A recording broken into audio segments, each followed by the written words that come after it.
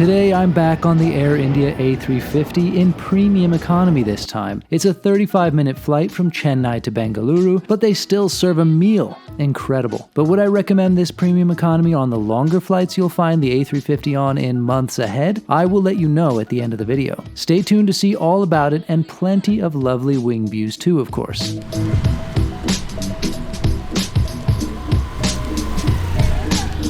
Here's some sights and sounds from Chennai, which is a really nice city.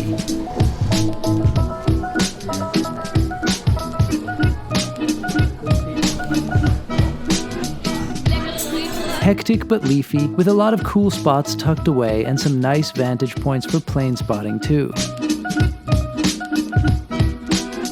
Thanks to my new friend Krishna for showing me around here.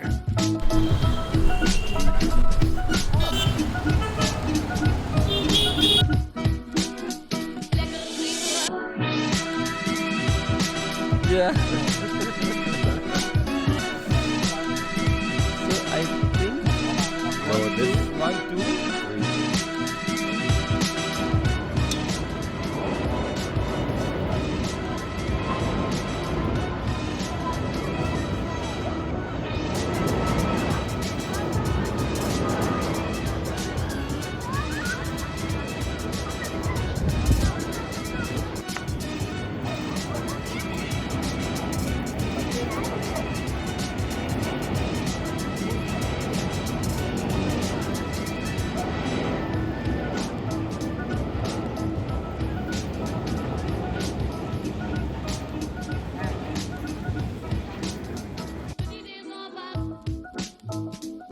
Well, that was a very pleasant surprise. Totally quiet terminal. Security is still exhaustive, but I know now going in I have to take everything out, basically everything in my backpack, because it's almost all electronic.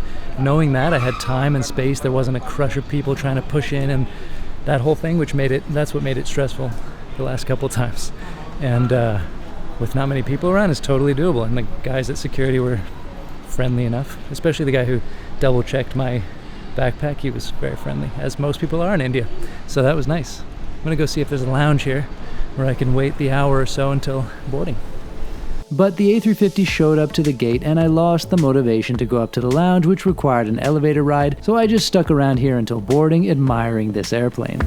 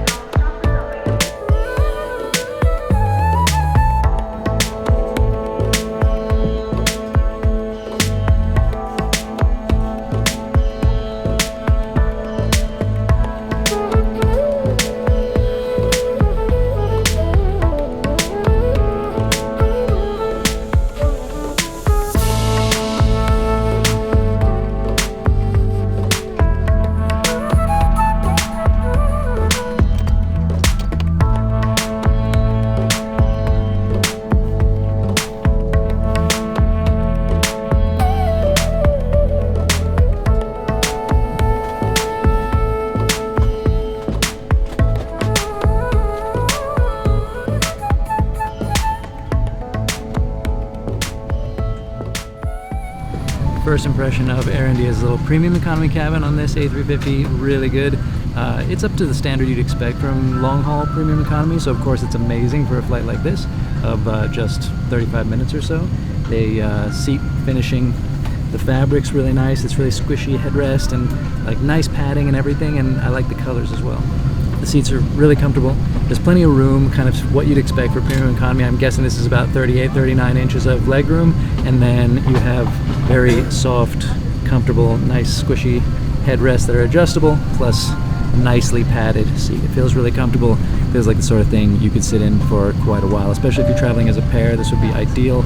You didn't want to spring for the super luxe business class suites. I think I would do this quite happily on a longer flight, but we'll have to try it again at some point on something longer than 30 minutes. Nevertheless, really good first impression, really good overall feeling in here, and it's like with all these things, when an airline gets a new plane and it's a big deal and a lot of people are aware of it, even non-av geeks, non-followers of the aviation industry get excited about the plane. That's always so nice to board a plane having that, you know, kind of in the air, right? Everybody's taking photos of it at the gate, and as they're getting on, people seem intrigued when they get on board. If they didn't know already what they were getting, they're thinking, wow, what is this beautiful new plane? And certainly a really nice calling card for Air India to be sending around the country these last few months. And now, just now, the first A350 to London probably just landed about half an hour ago. So the start of much more to come in terms of these things going out internationally. So exciting times for sure, and I'm psyched to get to try it one more time on this trip in India.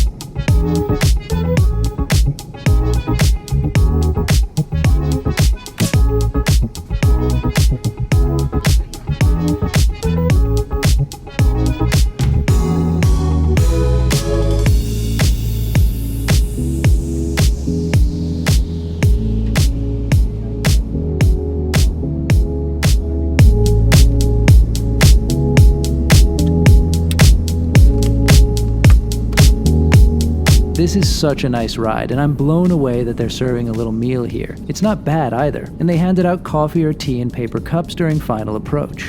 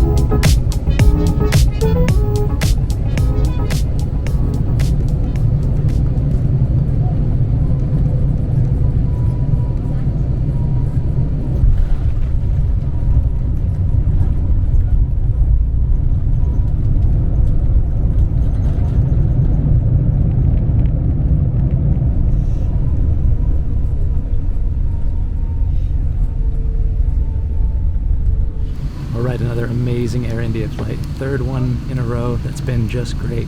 I mean, it was a very simple service because it's such a short flight, but I was amazed that there was even a service.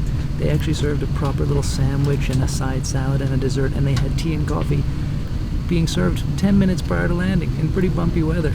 I was pretty amazed by that. I declined the coffee because I needed my hands free to film, but anyway, service was great, seat is great. This airplane, I mean, what else can I say? If only we could fly these on all domestic legs everywhere. But this is not going to be the usual. Of course, these are going to head out more on international. In the future in India, I guess you'll probably find them occasionally on the Delhi-Bombay runs, but that'll be about it. But wow, I mean, I'm just so impressed that Air India has been so consistently good, and a lot of people have been warning me that it wouldn't be.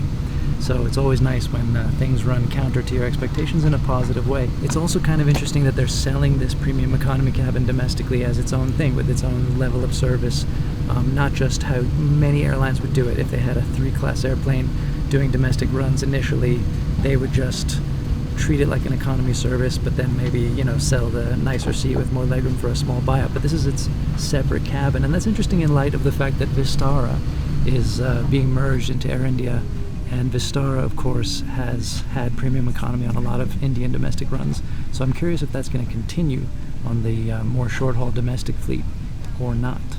Does anybody know? Let me know in the comments if you know. Otherwise, we may have to just wait and see. So, time to get off this plane. I think it's about time. And I've got a few hours in Bengaluru airport, which I hear is a very beautiful terminal. So thanks for coming along, and I'll see you on the next one later today. But it'll be next week for you. Bye.